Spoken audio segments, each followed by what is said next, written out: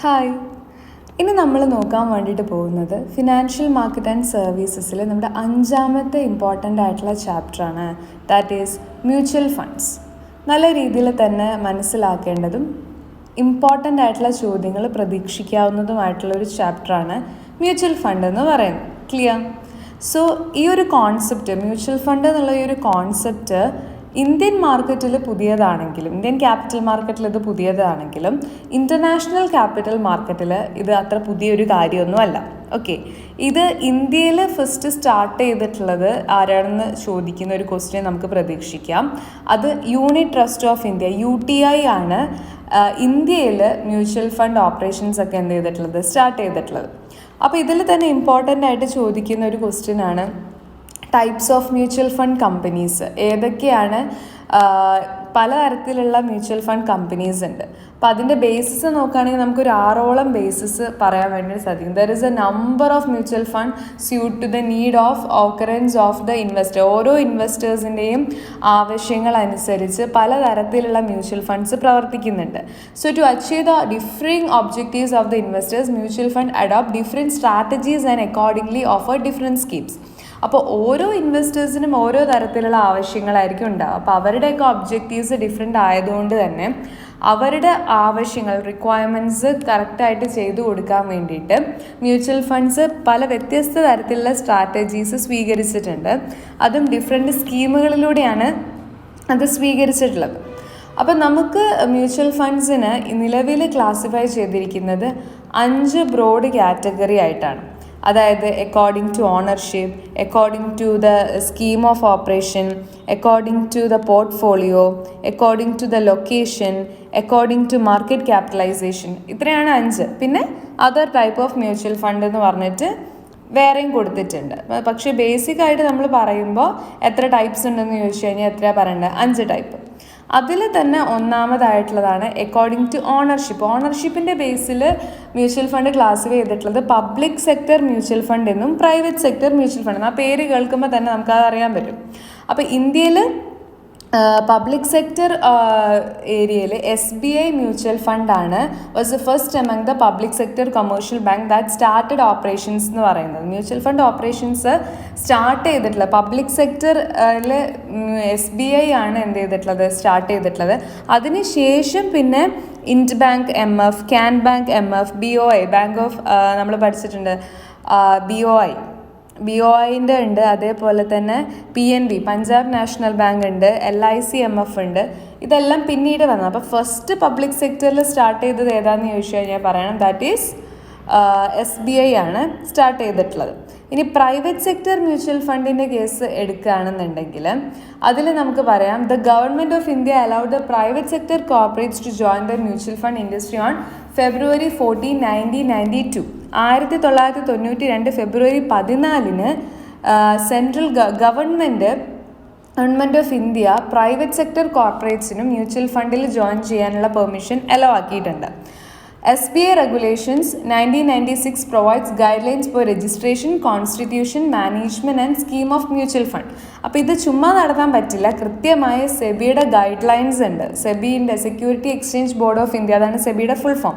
സെബിയുടെ guidelines അനുസരിച്ച്, സെബിയുടെ regulations അനുസരിച്ച്, ഗൈഡ് ലൈൻസ് അനുസരിച്ചിട്ടായിരിക്കണം ഈ പ്രൈവറ്റ് സെക്ടർ മ്യൂച്വൽ ഫണ്ട്സിൻ്റെ രജിസ്ട്രേഷനും അതിൻ്റെ കോൺസ്റ്റിറ്റ്യൂഷനും മാനേജ്മെൻറ്റും അതിൻ്റെ സ്കീംസൊക്കെ കൊണ്ടുവരാൻ വേണ്ടിയിട്ട്. അവർക്ക് ചുമ്മാ തീരുമാനിക്കാനൊന്നും പറ്റില്ല. കൃത്യമായ ഗൈഡ് ലൈൻസുകൾ കൃത്യമായിട്ട് ഫോളോ ചെയ്തെങ്കിൽ മാത്രമേ അതൊക്കെ മുന്നോട്ട് കൊണ്ടുവരാൻ പറ്റുള്ളൂ. അപ്പോൾ ഇതാണ് ഫസ്റ്റത്തെ ക്ലാസിഫിക്കേഷൻ. അക്കോർഡിംഗ് ടു ഓണർഷിപ്പ് എന്ന് പറഞ്ഞിട്ട് എഴുതിയിട്ട് നിങ്ങൾ 2 ആയിട്ട് എഴുതണം. ഒന്ന് പബ്ലിക് സെക്ടർ മ്യൂച്വൽ ഫണ്ടും 2 പ്രൈവറ്റ് സെക്ടർ മ്യൂച്വൽ ഫണ്ടും. പബ്ലിക് സെക്ടർ മ്യൂച്വൽ ഫണ്ടിൽ ഫസ്റ്റായിട്ട് സ്റ്റാർട്ട് ചെയ്തത് SBI ആണെന്ന് കൃത്യമായി പറയണം. അതിനുശേഷം വന്നിട്ടുള്ള in bank MF, can bank MF, BOI MF, PNB MF, LIC MF ഒക്കെ എഴുതാം. പിന്നെ പ്രൈവറ്റ് സെക്ടർ മ്യൂച്വൽ ഫണ്ട് എപ്പോഴാണ് അനുവാദം കൊടുത്തതെന്ന് വെച്ചാൽ അതിന് 1992 February 14 government of India private സെക്ടറിന് കൂടി മ്യൂച്വൽ ഫണ്ടിലേക്ക് അനുവാദം കൊടുത്തിട്ടുള്ളത്. അതിന് കൃത്യമായ റെഗുലേഷൻസും കാര്യങ്ങളൊക്കെ ഉണ്ടെന്നും കൂടി എഴുതണം. അടുത്ത രണ്ടാമത്തെ ക്ലാസിഫിക്കേഷൻ അല്ലെങ്കിൽ കാറ്റഗറിയാണ് according to the scheme of operation. So operation scheme അല്ലെങ്കിൽ സ്കീം ഓഫ് ഓപ്പറേഷൻ്റെ അടിസ്ഥാനത്തിൽ open ended schemes or funds എന്നും closed ended schemes or funds എന്നും ഇൻ്റർവൽ സ്കീംസ് ഓർ ഫണ്ട്സ് എന്നും മൂന്നായിട്ടുള്ള ഒരു സബ് ഡിവിഷനും കൂടി വന്നിട്ടുണ്ട്. Okay, so according to the scheme of operation സ്കീംസിൻ്റെ ബേസിൽ മ്യൂച്വൽ ഫണ്ടിനെ 3 കാറ്റഗറി ആയിട്ട് തിരിച്ചിട്ടുണ്ട്. എന്തൊക്കെയാണ്? Open ended schemes or fund എന്ന് വെച്ചാൽ എന്താണ്? Open ended scheme means scheme of mutual fund which offers unit for sale without specifying any duration four redemption. അതായത് ഇതിൻ്റെ തിരിച്ചടവിൻ്റെ കൃത്യമായ ആ ഒരു ഡേറ്റ് അല്ലെങ്കിൽ ആ ഒരു പീരീഡ് അല്ലെങ്കിൽ ആ ഒരു ഡ്യൂറേഷൻ തിരിച്ചടയ്ക്കുന്നതിനെയാണ് നമ്മൾ റിഡംഷൻ എന്ന് വിളിക്കാം. ഓക്കെ, അപ്പോൾ അതിൻ്റെ ആ ഒരു റിഡംഷൻ്റെ ഡ്യൂറേഷൻ കൃത്യമായിട്ട് സ്പെസിഫൈ ചെയ്യാതെയാണ് യൂണിറ്റുകൾ ഇഷ്യൂ ചെയ്യുന്നതെങ്കിൽ അല്ലെങ്കിൽ സെയിൽ ചെയ്യുന്നതെങ്കിൽ അത്തരം മ്യൂച്വൽ ഫണ്ടുകളെ വിളിക്കുന്ന പേരാണ് എന്ത്? ഓപ്പൺ എൻഡഡ് സ്കീംസ് അല്ലെങ്കിൽ ഓപ്പൺ എൻഡഡ് ഫണ്ട് എന്ന് വിളിക്കുന്നത്. Clear? These schemes do not have any fixed maturity and entry to the fund is always open to investors who can subscribe it any time. അപ്പോൾ ഈ ഒരു സ്കീമിൽ കൃത്യമായ ഒരു fixed ആയിട്ടുള്ള ഒരു മെച്യൂരിറ്റി പീരീഡ് ഒന്നും മെൻഷൻ ചെയ്തിട്ടുണ്ടാവില്ല. ഇൻവെസ്റ്റേഴ്സിന് എപ്പം വേണമെങ്കിലും ഈ യൂണിറ്റുകൾ ഏത് സമയത്ത് വേണമെങ്കിലും സബ്സ്ക്രൈബ് ചെയ്യാം. And the investors have an option to get their holdings redeemed at any time. ഇവർക്ക് എപ്പം വേണമെങ്കിലും ഇത് എന്ത് ചെയ്യുക? റെഡീം ചെയ്യാം. പൈസ തിരിച്ചു കൊടുത്തിട്ട് ഈ സെക്യൂരിറ്റീസ് തിരിച്ചു കൊടുത്തിട്ട് പൈസ തിരിച്ചു വാങ്ങാനുള്ള റൈറ്റ് ഇവർക്കുണ്ട്. So the fund redeems or repurchases the unit or shares at periodically announced rates. These repurchase rate are based upon the net current asset value of the fund. The unit scheme 1964 of UTI, ULIP, Dhanraksha and Dhanvridi of LIC mutual fund are some of the example of open ended scheme. അപ്പോൾ open ended സ്കീമിന് example ചോദിച്ചു കഴിഞ്ഞാൽ ULIP, ധൻരക്ഷ, ധൻവൃതി ഇതൊക്കെ നിങ്ങൾക്ക് പറയാവുന്നതാണ്. അപ്പോൾ open ended എന്ന് എഴുതുന്ന സമയത്ത് കൃത്യമായിട്ട് ഉത്തരത്തിൽ എഴുതേണ്ട കാര്യം എന്ന് പറയുന്നത് scheme of mutual fund which offers unit for sale without specifying any duration of for redemption. റിഡംഷന് വേണ്ടിയിട്ട് കൃത്യമായ ഒരു ഡേറ്റ് മെൻഷൻ ചെയ്യാത്ത തരത്തിൽ യൂണിറ്റുകൾ സെയിൽ ചെയ്യുന്ന ഫണ്ട് സ്കീമിനെയാണ് ഓപ്പൺ എൻഡഡ് സ്കീം എന്ന് നിങ്ങൾക്ക് പറയാൻ വേണ്ടിയിട്ട് സാധിക്കാം. അപ്പോൾ ക്ലോസ് എൻഡഡ് സ്കീം നമുക്ക് കുറച്ചും കൂടി ഊഹിക്കാൻ പറ്റില്ല എന്തായിരിക്കും അവിടെ പറയാൻ ഉദ്ദേശിക്കുന്നത്. എന്തായിരിക്കും? A close ended scheme means any scheme of mutual fund in which the period of maturity of the scheme is specified. നേരത്തെ പറഞ്ഞതിൻ്റെ നേരെ ഓപ്പോസിറ്റ്. ഇവിടെ എന്താണ്? പീരീഡ് ഓഫ് മെച്യൂരിറ്റി ഓഫ് സ്കീമിൻ്റെ മെച്യൂരിറ്റി പീരീഡ് കൃത്യമായിട്ട് അതിൽ എന്ത് ചെയ്തിട്ടിരിക്കും? മെൻഷൻ ചെയ്തിരിക്കും അല്ലെങ്കിൽ സ്പെസിഫൈ ചെയ്തിരിക്കും. അങ്ങനെ ഉള്ള സ്കീമുകളെയാണ് എന്ത് വിളിക്കുക? ക്ലോസ് എൻഡഡ് സ്കീംസ് എന്ന് വിളിക്കുക. മൂന്നാമത്തെ ടൈപ്പാണ് എന്ത്? ഇൻ്റർവൽ സ്കീംസ് എന്ന് പറയുന്നത്. In the interval scheme or fund, an interval scheme is A scheme of mutual fund and which is kept open four A specific interval and after that it operate as A closed ended scheme. അതായത് ഇതിൽ രണ്ടും വരും. Open എൻഡഡിൻ്റെയും close എൻഡഡിൻ്റെയും രണ്ടിൻ്റെയും ഒരു features വരുന്നതാണ് interval scheme എന്ന് പറയുന്നത്. ഇവിടെ ഈ ഒരു സ്കീമിൽ മ്യൂച്വൽ ഫണ്ട് എന്ത് ചെയ്യുമെന്ന് വെച്ച് കഴിഞ്ഞാൽ ഒരു സ്പെസിഫിക് ഇൻ്റർവെൽ വരെ ഓപ്പൺ ആയിരിക്കും. ഏത് സമയത്ത് വേണമെങ്കിലും സബ്സ്ക്രൈബ് ചെയ്യാം. ഇങ്ങനെ പ്രത്യേകിച്ച് റെസ്ട്രിക്ഷൻസും കാര്യങ്ങളൊന്നുമില്ല. പക്ഷേ ഒരു ടൈം കഴിഞ്ഞാൽ, ആ ഒരു ഇൻ്റർവെൽ ടൈം കഴിഞ്ഞാൽ it operates like a closed scheme. Closed സ്കീമിനെ പോലെ ഒരു കൃത്യമായ ഒരു മെച്യൂരിറ്റി ടൈം മെൻഷൻ ചെയ്തിട്ടുള്ള ഒരു സ്കീമായിട്ടായിരിക്കും അത് പിന്നീട് വർക്ക് ചെയ്യുക. So interval scheme have been permitted by the SEBI in the recent years only. വളരെ ചുരുങ്ങിയ കാലമായിട്ടേ ഉള്ളൂ സെബി ഇത്തരത്തിലുള്ള ഇൻ്റർവൽ സ്കീംസിന് അനുവാദം കൊടുത്തിട്ട്.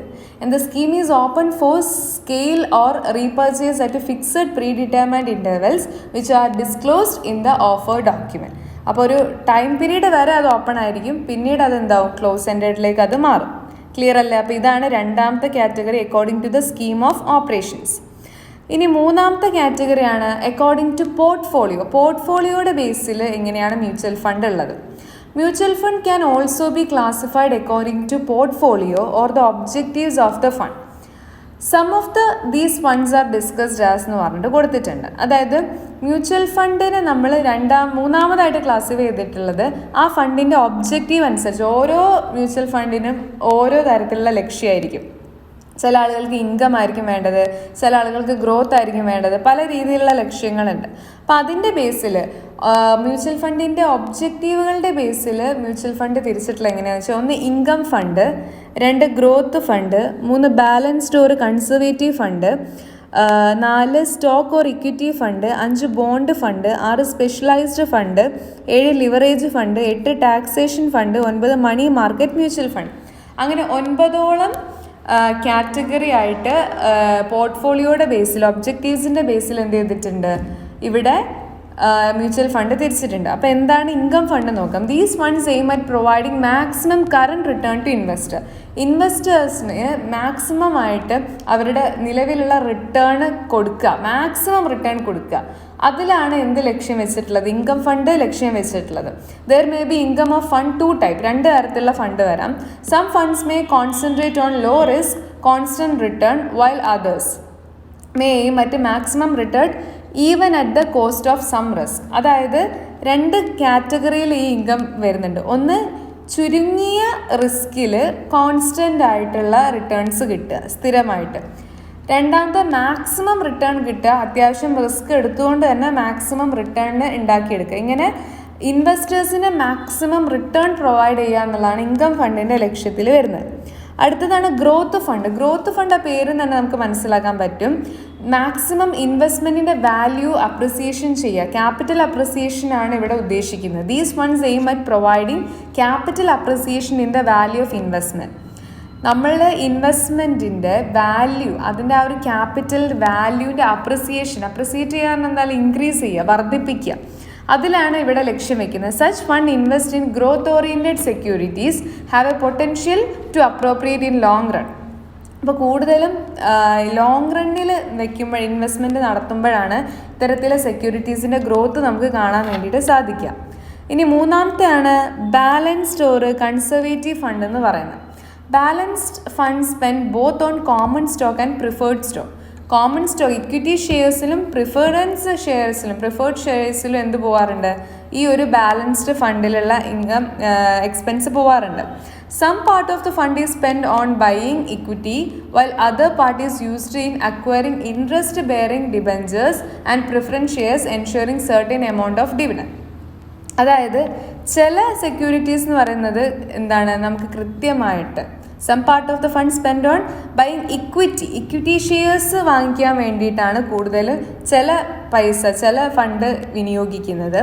വേറൊരു കാറ്റഗറി എന്ന് പറയുന്നത് കൃത്യമായിട്ടുള്ള ഇൻട്രസ്റ്റ് കിട്ടുന്ന തരത്തിലുള്ള ഏരിയാസ് ഉണ്ട്, ലൈക്ക് ഡിബഞ്ചേഴ്സ്, പ്രിഫറൻസ് ഷെയർസ്. ഇതിലൊക്കെ കൃത്യമായിട്ട് എന്ത് കിട്ടും, ഇൻകം കിട്ടും. ഡിബഞ്ചേഴ്സ് ആണെങ്കിൽ കൃത്യമായ ഇൻട്രസ്റ്റ് കിട്ടും, പ്രിഫറൻസ് ഷെയർസ് ആണെങ്കിൽ കൃത്യമായിട്ടുള്ള ഡിവിഡൻഡ് കിട്ടും. ഓക്കെ, അപ്പോൾ ബാലൻസ്ഡ് അല്ലെങ്കിൽ കൺസർവേറ്റീവ് ഫണ്ട് എന്നാണ് ഇതിന് പറയുക. ഒരു എമൗണ്ട് ഇക്വിറ്റി വാങ്ങാൻ ഉപയോഗിക്കും, മറ്റേ എമൗണ്ട് എന്തിനു ഉപയോഗിക്കും, ഡിബഞ്ചേഴ്സ് അല്ലെങ്കിൽ പ്രിഫറൻസ് ഷെയർസ് വാങ്ങിക്കാൻ വേണ്ടി ഉപയോഗിക്കും. അടുത്ത സെക്ഷനാണ് stock or equity fund. These are mainly invested in shares of the company. ഈ ഒരു ഫണ്ട് മെയിനായിട്ട് ഉപയോഗിക്കുന്നത് കമ്പനികളുടെ ഷെയർസിൽ ഇൻവെസ്റ്റ് ചെയ്യാൻ വേണ്ടിയിട്ടാണ്. The investment may vary from blue sky companies or newly established company. അതായത് ബ്ലൂ ചിപ്പ് കമ്പനീസ് ഉണ്ടാവും, ഇത്ര നെറ്റ്വർത്ത് വരെയുള്ള മാക്സിമം കൂടുതൽ നെറ്റ്വർത്തിലുള്ള കമ്പനീസിനെയാണ് ബ്ലൂ ചിപ്പ് കമ്പനീസ് എന്ന് വിളിക്കുക. അപ്പോൾ അതിൽ അല്ലെങ്കിൽ പുതുതായിട്ട് എസ്റ്റാബ്ലിഷ് ചെയ്യുന്ന കമ്പനീസിലൊക്കെയാണ് ഈ ഒരു എമൗണ്ട് നിക്ഷേപിക്കുക. ഇതുപോലെ തന്നെ bond fund, specialised fund, leverage fund, taxation fund, money market mutual fund ഒക്കെ ഉണ്ട്. അപ്പോൾ നിങ്ങളാൽ പഠിക്കാൻ കഴിയുന്ന ഒരു 3-4 എണ്ണം പഠിച്ചു വയ്ക്കുക. പരീക്ഷയ്ക്ക് ചോദിക്കുന്ന സമയത്ത് അത് എഴുതി വെച്ച് കഴിഞ്ഞാൽ മാർക്ക് കിട്ടുന്നതാണ്. ക്ലിയർ അല്ലേ? അപ്പോൾ ക്ലാസിഫിക്കേഷൻ ഇമ്പോർട്ടൻ്റ് ആണ് കേട്ടോ.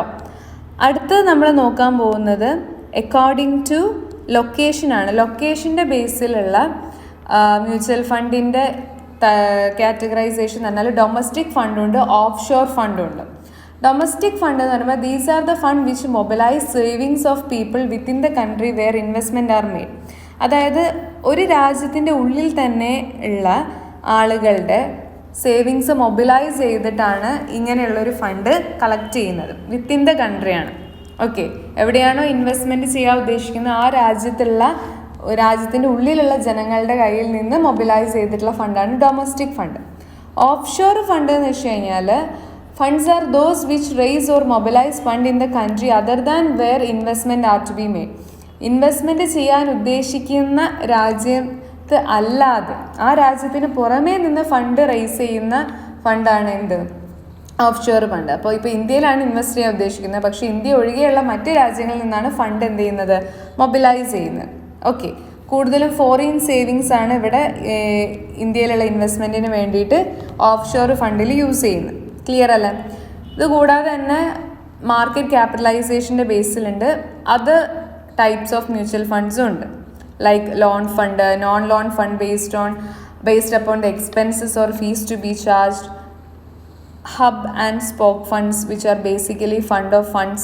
അങ്ങനെ ഈ കൂട്ടത്തിലൊന്നും വരാത്ത തരത്തിലുള്ള ഫണ്ടുകളും ഉണ്ട്. ഇനി നമ്മൾ നോക്കാൻ വേണ്ടി പോകുന്നത് എന്തൊക്കെയാണ് മ്യൂച്വൽ ഫണ്ടിൻ്റെ അഡ്വാൻറ്റേജസ്. ഇത് വളരെ ഇമ്പോർട്ടൻ്റ് ആണ്. വാട്ട് ആർ ദ ഈ മ്യൂച്വൽ ഫണ്ട് യൂസ് ചെയ്യുന്നത് കൊണ്ട് എന്തൊക്കെ ഗുണങ്ങളാണ് നമുക്കുള്ളതെന്ന് വെച്ച് കഴിഞ്ഞാൽ, നമുക്ക് ഒരു അസറ്റിൽ തന്നെ ഒരു സെക്യൂരിറ്റിയിൽ തന്നെ ഇൻവെസ്റ്റ് ചെയ്യേണ്ട ആവശ്യമില്ല. ഡൈവേഴ്സിഫിക്കേഷൻ നടത്താൻ പറ്റും. വ്യത്യസ്ത തരത്തിലുള്ള സെക്യൂരിറ്റികളിൽ ഇൻവെസ്റ്റ് ചെയ്യാം. എക്സ്പേർട്ട് സൂപ്പർവിഷൻ ആൻഡ് മാനേജ്മെൻറ്റ് കിട്ടുന്നുണ്ട്. ഹൈലി ലിക്വിഡിറ്റി ഉണ്ട്. റിസ്ക് വളരെ കുറവാണ്. ടാക്സ് അഡ്വാൻറ്റേജസ് കിട്ടുന്നുണ്ട്. വളരെ കുറഞ്ഞ ഓപ്പറേറ്റിംഗ് കോസ്റ്റുകളെ വരുന്നുള്ളൂ. വളരെ ഫ്ലെക്സിബിൾ ആണ്. ഹയർ റിട്ടേൺസ് കിട്ടും മറ്റ് ഇൻവെസ്റ്റ്മെൻറ്റുകളെ സംബന്ധിച്ച്. പിന്നെ ഇൻവെസ്റ്റർ പ്രൊട്ടക്ഷനും അവിടെ കാണാൻ വേണ്ടിയിട്ട് സാധിക്കുന്നുണ്ട്.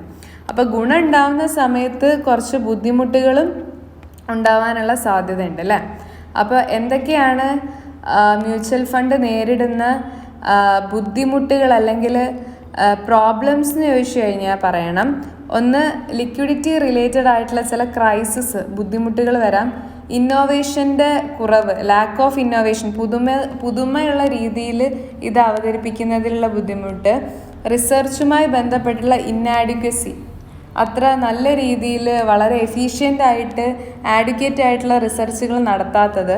പിന്നെ ഇൻവെസ്റ്റ്മെൻറ്റിൻ്റെ പാറ്റേൺ കുറച്ചുകൂടെ ഒരു പരമ്പരാഗതമായ രീതിയിലാണ്, കൺസർവേഷണൽ ആയിട്ടുള്ള ഒരു പാറ്റേൺ ഓഫ് ഇൻവെസ്റ്റ്മെൻ്റ് ആണ് ഉള്ളത്. പിന്നെ പെർഫോമൻസ് ഗ്യാരണ്ടിക്ക് വല്ല പ്രൊവിഷൻസ് ഒന്നും ഇല്ല.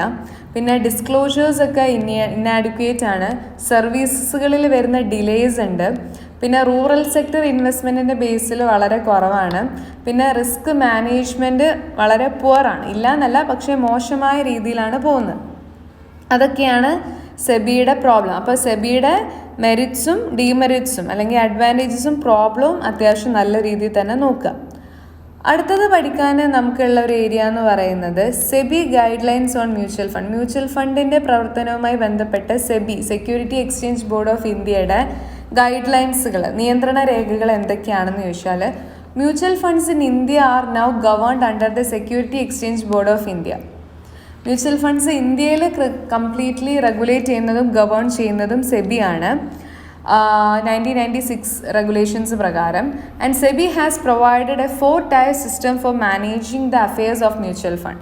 സെബി ഈ ഒരു മ്യൂച്വൽ ഫണ്ട് സിസ്റ്റത്തെ നല്ല രീതിയിൽ മാനേജ് ചെയ്യുന്നതിന് വേണ്ടിയിട്ട് ഒരു 4 തലത്തിലുള്ള സിസ്റ്റം ജനറേറ്റ് ചെയ്തിട്ടുണ്ട്. ഒന്നെന്ന് പറയുന്നത് അതിൻ്റെ സ്പോൺസർ, ദ സ്പോൺസറിങ് കമ്പനി. ഇത് വളരെ ഇമ്പോർട്ടൻ്റ് ആണ്, എങ്ങനെയാണ് മ്യൂച്വൽ ഫണ്ട് പ്രവർത്തിക്കുന്നത് എന്നതിൻ്റെ ബേസിലാണ് കേട്ടോ. ഒന്ന് സ്പോൺസറിങ് കമ്പനിയാണ്. 2 ട്രസ്റ്റീസ് ആണ്. 3 എന്ന് പറയുന്നത് അസറ്റ് മാനേജ്മെൻറ്റ് കമ്പനി, AMC. ഇതൊക്കെ ഷോർട്ടായിട്ട് ചോദിക്കാറുണ്ട്, എന്താണ് AMC. 4 എന്ന് പറയുന്നത് കസ്റ്റോഡിയനാണ്. വളരെ ഇമ്പോർട്ടൻ്റ് ആണ്, ഈ ചാപ്റ്ററിൽ തന്നെ ഇമ്പോർട്ടൻറ്റും അതേപോലെ തന്നെ എക്സാം പോയിൻ്റ് ഓഫ് വ്യൂവിൽ ഏറ്റവും ഇമ്പോർട്ടൻ്റ് ആയിട്ടുള്ള കാര്യമാണ്. What are the elements of mutual fund എന്ന് ചോദിക്കാം, പ്ലെയേഴ്സ് ഓഫ് മ്യൂച്വൽ ഫണ്ട് എന്ന് ചോദിക്കാം, കോമ്പോണൻസ് ഓഫ് മ്യൂച്വൽ ഫണ്ട്, എങ്ങനെയാണെങ്കിലും ചോദിക്കാം. അപ്പോൾ അതിൽ നിങ്ങൾ ആദ്യം പഠിക്കേണ്ടത് ഒന്ന് സ്പോൺസറിങ് കമ്പനി അല്ലെങ്കിൽ സ്പോൺസർ എന്ന് വിളിക്കാം. ഓക്കെ, അതൊന്ന്.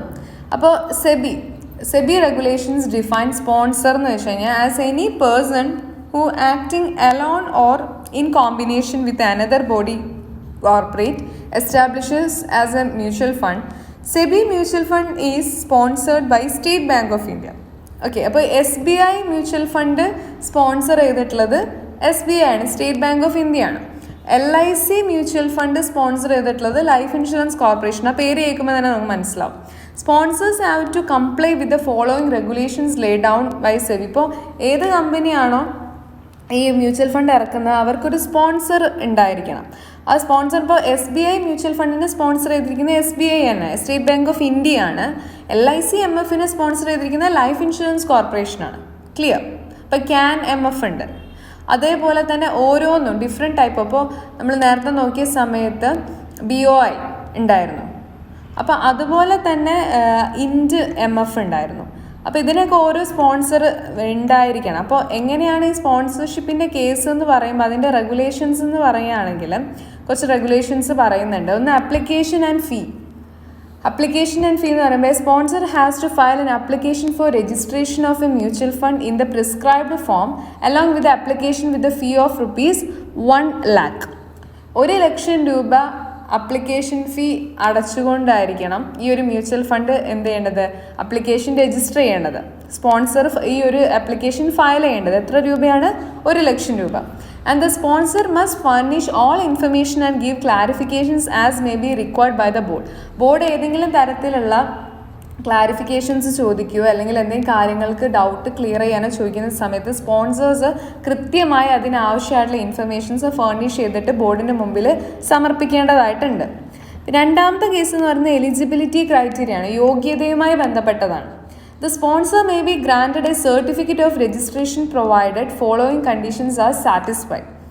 അപ്പോൾ ഈ ഒരു സ്പോൺസറിന് ഈ ഒരു രജിസ്ട്രേഷൻ സർട്ടിഫിക്കറ്റ് കിട്ടണമെങ്കിൽ അദ്ദേഹം ചില കണ്ടീഷൻസ് അല്ലെങ്കിൽ ആ ഒരു സ്പോൺസർ ആ ഒരു കോർപ്പറേറ്റ് എന്താണെങ്കിലും അവർ ഈ ഒരു കണ്ടീഷൻ ആ ഒരു കമ്പനി സ്പോൺസർ കമ്പനി ഈ ഒരു കണ്ടീഷൻ ഫോളോ ചെയ്യണം. ഒന്ന്, the sponsor has a sound track record and a general reputation of fairness and integrity in all his business transaction for not less than 5 years. അതായത് 5 വർഷത്തിൽ കുറയാത്ത രീതിയിൽ നല്ല രീതിയിൽ ബിസിനസ് നടത്തിയിട്ടുണ്ട്, വളരെ ഫെയർ ആയിട്ടാണ്, നല്ലൊരു ഇൻറ്റഗ്രിറ്റി ഉള്ള ബിസിനസ്സാണ്, നല്ലൊരു റെപ്യൂട്ടേഷൻ ഉണ്ട്, നല്ലൊരു സൗണ്ട് ആയിട്ടുള്ള നല്ല സ്ട്രോങ് ആയിട്ടുള്ള ഒരു ട്രാക്ക് റെക്കോർഡ് ഉണ്ടായിരിക്കണം ഈ സ്പോൺസർക്ക്. 2, the sponsor has contributed at least 40% of the worth of AMC asset management കമ്പനിയിലേക്ക് 40% വർത്തായിട്ട് സ്പോൺസർ എന്ത് ചെയ്തിരിക്കണം, കോൺട്രിബ്യൂട്ട് ചെയ്തിരിക്കണം. A trustee has been appointed by the sponsor who will act as a trustee for the mutual fund. ഒരു trustee appoint ചെയ്തിരിക്കണം, sponsors ട്രസ്റ്റിനെ appoint ചെയ്തിരിക്കണം. അവരായിരിക്കും മ്യൂച്വൽ ഫണ്ടിൻ്റെ ട്രസ്റ്റീസായിട്ട് ആക്ട് ചെയ്യുക, അത് സ്പോൺസറാണ് അപ്പോയിൻ്റ് ചെയ്യേണ്ടത്. And an AMC is appointed to manage and operate the scheme of such fund. ഒരു AMCനെ അപ്പോയിൻ്റ് ചെയ്യണം, അസറ്റ് മാനേജ്മെൻറ്റ് കമ്പനി അതിനെ അപ്പോയിൻ്റ് ചെയ്യണം. എന്തിനു വേണ്ടിയിട്ട്? ഈ ഒരു മ്യൂച്വൽ ഫണ്ടുമായി ബന്ധപ്പെട്ട എല്ലാ ഓപ്പറേറ്റ്സും മാനേജ് ചെയ്യാൻ വേണ്ടിയിട്ട്.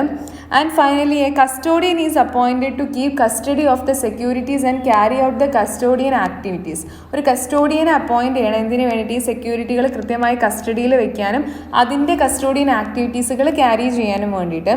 പിന്നെ grand of certificate of registration grand ചെയ്യണം. പിന്നെ ആനുവൽ ഫീസിൻ്റെ കാര്യം. ഇത്രയും കാര്യങ്ങളാണ് എലിജിബിലിറ്റി ക്രൈറ്റീരിയയിൽ വരുന്നത്. ക്ലിയർ?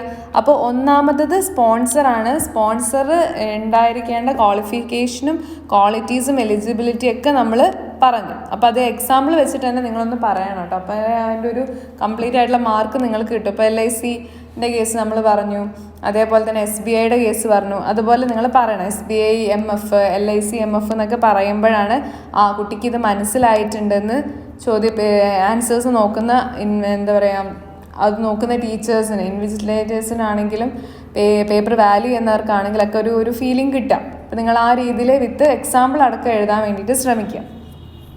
പിന്നെ ദ ട്രസ്റ്റീസ് എന്നാണ് അടുത്ത രണ്ടാമത്തെ ഒരു കോമ്പോണൻ്റ് ആയിട്ട് നമുക്കിതിൽ പറയാനുള്ളത്. ട്രസ്റ്റീസ് എന്ന് പറയുമ്പോൾ SEBI mutual fund amendments regulation 1991 defines trustee എന്ന് പറഞ്ഞാൽ A person who holds the property of the mutual fund in trust four benefit of the unit holders and includes A trustees company and the directors of trustee company. അപ്പോൾ trustee എന്ന് പറയുന്നത് ഒരു person ആണ്. അവരാണ് ഈ mutual ഫണ്ടിൻ്റെ property held ചെയ്തിട്ടുള്ളത്. എന്തിനു വേണ്ടിയിട്ട്? യൂണിറ്റ് ഹോൾഡേഴ്സിൻ്റെ ബെനിഫിറ്റിനും അതുപോലെ തന്നെ ഇതിൽ ട്രസ്റ്റി കമ്പനിയും ഇതിൻ്റെ ട്രസ്റ്റി കമ്പനിയുടെ ഡയറക്ടേഴ്സ് ഒക്കെ ഇതിൻ്റെ ഉള്ളിൽ ഉൾപ്പെടുന്നുണ്ട്. SEBI regulation 1996 from 16 to 18 contain guidelines with regard to operation of trustees എങ്ങനെയാണ് ഓപ്പറേറ്റ് ചെയ്യേണ്ടത് എന്ന് സെബി റെഗുലേഷനിൽ 16 to 18 ഗൈഡ് ലൈൻസിൽ കൃത്യമായിട്ട് പറയുന്നുണ്ട്. മൂന്നാമത്തതാണ് അസറ്റ് മാനേജ്മെൻറ്റ് കമ്പനി, AMC എന്ന് പറയും. ഇത് ഷോർട്ടായിട്ടൊക്കെ ചോദിക്കാറുണ്ട്, what you mean by AMC. So SEBI regulation require that mutual funds may be managed by a separate body corporate. അപ്പോൾ SEBI regulations പറയുന്നതെന്ന് വെച്ചാൽ മ്യൂച്വൽ ഫണ്ട് സെപ്പറേറ്റ് ആയിട്ടുള്ള ഒരു ബോഡി കോർപ്പറേറ്റ് എന്ത് ചെയ്യണം, മാനേജ് ചെയ്യണം. The sponsor or the trustee shall appoint an AMC. സ്പോൺസറോ ട്രസ്റ്റിയോ ആയിരിക്കണം AMC അപ്പോയിൻറ്റ് ചെയ്യേണ്ടത്. And the application for the approval of AMC has to be made in form D. Form D പ്രകാരമായിരിക്കണം AMCക്കുള്ള application എന്ത് ചെയ്യേണ്ടത്, കൊടുക്കേണ്ടത്, അല്ലെങ്കിൽ ആ ഒരു അപ്രൂവൽ കൊടുക്കേണ്ടത് ഫോം D പ്രകാരമാണ് കൊടുക്കേണ്ടത്. And the appointment of AMC can be terminated by majority of trustees or by 75% of the unit holders of the scheme. So the appointment of AMC നമുക്ക് വേണമെങ്കിൽ എന്ത് ചെയ്യാം, ടെർമിനേറ്റ് ചെയ്യാം. എങ്ങനെ? ട്രസ്റ്റീസിലെ മെജോറിറ്റി അല്ലെങ്കിൽ 75% യൂണിറ്റ് ഹോൾഡേഴ്സ് അതിലേക്ക് സമ്മതിക്കുകയാണെങ്കിൽ ഈ AMCയെ നമുക്ക് വേണമെങ്കിൽ ടെർമിനേറ്റ് ചെയ്യാം. And any change in the appointment of AMC require the prior approval of the board and the unit holders. അപ്പം AMCയുടെ അപ്പോയിൻമെൻറ്റിൽ എന്തെങ്കിലും ചേഞ്ചസ് വരികയാണെങ്കിൽ അതിനെന്ത് വേണം, ബോർഡിൻ്റെയോ യൂണിറ്റ് ഹോൾഡേഴ്സിൻ്റെയോ പ്രയർ അപ്രൂവൽ അതിന് മുമ്പായിട്ട് ഉണ്ടായിരിക്കണം എന്നാണ് പറയുന്നത്. ക്ലിയർ അല്ല? അപ്പോൾ ഒരു സെപ്പറേറ്റ് ആയിട്ടുള്ള ബോഡി കോർപ്പറേറ്റ് ആണ് AMC. അത് അപ്പോയിൻറ്റ് ചെയ്യുന്നത് ഒന്നെങ്കിൽ ട്രസ്റ്റി ആയിരിക്കും അല്ലെങ്കിൽ സ്പോൺസർ ആയിരിക്കും എന്ന് മനസ്സിലാക്കുക. ആൻഡ് ഫൈനൽ ആയിട്ടുള്ള എലമെൻ്റ് എന്ന് പറയുന്നത് ദാറ്റ് ഈസ് കസ്റ്റോഡിയൻ ആണ്. Custodian is defined under SEBI regulation 1996 as a person who has been granted a certificate of registration to carry on business of custodian of securities under the Security and Exchange Board of India Regulation 1996. So 1996 regulations സെബിയുടെ guidelines പ്രകാരം ആർക്കാണോ ഒരു certificate of registration കിട്ടിയിട്ടുള്ളത്, എന്തിനു വേണ്ടിയിട്ട്, ഈ mutual fund related ആയിട്ടുള്ള സെക്യൂരിറ്റികൾ കസ്റ്റഡിയിൽ വെക്കാനുള്ള ആ ഒരു അധികാരം അല്ലെങ്കിൽ ആ ഒരു റൈറ്റ് കിട്ടിയിട്ടുള്ളത് ആർക്കാണ്, അയാളെയാണ് കസ്റ്റോഡിയൻ എന്ന് പറയുന്നത്. Custodian provides custodial services and ensures safe keeping of securities. ഇപ്പോൾ കസ്റ്റോഡിയനാണ് കസ്റ്റോഡിയൽ റിലേറ്റഡ് ആയിട്ടുള്ള സർവീസസുകൾ പ്രൊവൈഡ് ചെയ്യുന്നതും സെക്യൂരിറ്റീസുകൾ വളരെ സുരക്ഷിതമായിട്ട് ആണ് വെച്ചിരിക്കുന്നതെന്ന് ഉറപ്പ് വരുത്തുന്നതായിട്ടുള്ള ആൾ. ഇപ്പോൾ കസ്റ്റോഡിയൻ പെർഫോം ചെയ്യുന്ന ചില ഫങ്ഷൻസ് ഉണ്ട്. എന്തൊക്കെയാണ്? ഈ maintain accounts of securities of a client. ഓരോ ക്ലയൻസിൻ്റെയും സെക്യൂരിറ്റി റിലേറ്റഡ് ആയിട്ടുള്ള അക്കൗണ്ട്സ് മെയിൻറ്റെയിൻ ചെയ്യുന്നു. Collect the benefit or rights acquiring to the client in respect of securities. ഓരോ സെക്യൂരിറ്റി റിലേറ്റഡ് ആയിട്ടുള്ള ബെനിഫിറ്റ്സുകൾ കളക്ട് ചെയ്യുന്നു. Maintains the reconciles the record of securities. കൃത്യമായ സെക്യൂരിറ്റികളുടെ റെക്കോർഡ് മെയിൻറ്റെയിൻ ചെയ്യുകയും അത് റീകൺസൈൽ ചെയ്യുകയും ചെയ്യുന്നു. Helps in transfer the securities in the name of trust. ട്രസ്റ്റിൻ്റെ പേരിൽ സെക്യൂരിറ്റികൾ ട്രാൻസ്ഫർ ചെയ്യാൻ ഹെൽപ്പ് ചെയ്യുന്നു. And prevent any manipulation of records and ഡോക്യുമെൻറ്റ്സോ റെക്കോർഡ്സോ ഏതെങ്കിലും രീതിയിൽ തെറ്റായ രീതിയിൽ മാറ്റുക, ഫാബ്രിക്കേറ്റ് ചെയ്യുക, അതിൽ ഡ്യൂപ്ലിക്കേറ്റ് ചെയ്യുക, അങ്ങനെ എന്തെങ്കിലും തെറ്റുകൾ മാനിപ്പുലേഷൻസ് സംഭവിക്കണമെങ്കിൽ അതിനൊക്കെ തടയാനൊക്കെ ഈ കസ്റ്റോഡിയനാണ് ശ്രമിക്കുന്നത്. അപ്പോൾ ഇത്രയും കാര്യങ്ങൾ എസ്പെഷ്യലി നമ്മൾ ഈ ലാസ്റ്റ് പഠിച്ച ഇത്രയും ഏരിയ ആണ് ഈ ഒരു അഞ്ചാമത്തെ ചാപ്റ്ററിൽ വളരെ ഇമ്പോർട്ടൻറ്റ്. ഇപ്പോൾ മ്യൂച്വൽ ഫണ്ട് മെയിനായിട്ട് റിസ്ക് ഇല്ലാതെ ഹൈ റിട്ടേൺ ഉണ്ടാക്കാൻ വേണ്ടിയിട്ട് ഹെൽപ്പ് ചെയ്യുന്ന ഒരു സെക്യൂരിറ്റികളുടെ ഒരു പോർട്ട്ഫോളിയോ ആണ് മ്യൂച്വൽ ഫണ്ട് എന്ന് പറയുന്നത്. നല്ല രീതിയിൽ തന്നെ ഈ ചാപ്റ്റർ പഠിക്കാം, ഇമ്പോർട്ടൻ്റ് ആണ്. എസ്പെഷ്യലി നമ്മൾ ഈ അവസാനം എടുത്ത area sponsor, trustee, AMC, custodian, ഇതിൻ്റെയൊക്കെ മീനിങ്ങുകളൊക്കെ പഠിച്ചിരിക്കുക. ഇത് മുഴുവൻ പഠിക്കാൻ ബുദ്ധിമുട്ടുള്ളവർ അറ്റ്ലീസ്റ്റ് എന്ത് ചെയ്യുക, ജസ്റ്റ് അതിൻ്റെ പോയിന്റുകളെങ്കിലും ഒന്ന് പഠിച്ചു വയ്ക്കുക. Okay, clear? So that's all about this chapter. So we can see at the next chapter, that is primary market in the next day. So all the very best for exam. നന്നായിട്ട് പഠിക്കുക, നന്നായിട്ട് prepare ചെയ്യുക. നമ്മൾ എങ്ങനെ എത്ര നല്ല രീതിയിൽ നമ്മൾ പ്രിപ്പയർ ചെയ്യുന്നു അതിനനുസരിച്ചിട്ടുള്ള മാർക്ക് നമുക്ക് കിട്ടും. നമ്മൾ എത്ര പഠിച്ചിട്ടില്ലെങ്കിലും നമ്മൾ പഠിക്കാൻ വേണ്ടി ശ്രമിക്കുകയാണ്, ഒരു കാര്യമെങ്കിൽ ഒരു വരി പഠിക്കാൻ ശ്രമിക്കുകയാണെങ്കിൽ അതിൻ്റെ ഒരു ബെനിഫിറ്റ് എന്തായാലും നമുക്ക് കിട്ടും. ക്ലിയർ അല്ലേ? സോ ഇമ്പോർട്ടൻ്റ് ആണെന്ന് പറഞ്ഞിട്ടുള്ള ഏരിയാസൊക്കെ അതേ ഇമ്പോർട്ടൻസ് കൊടുത്ത് പഠിക്കുക. All the very best.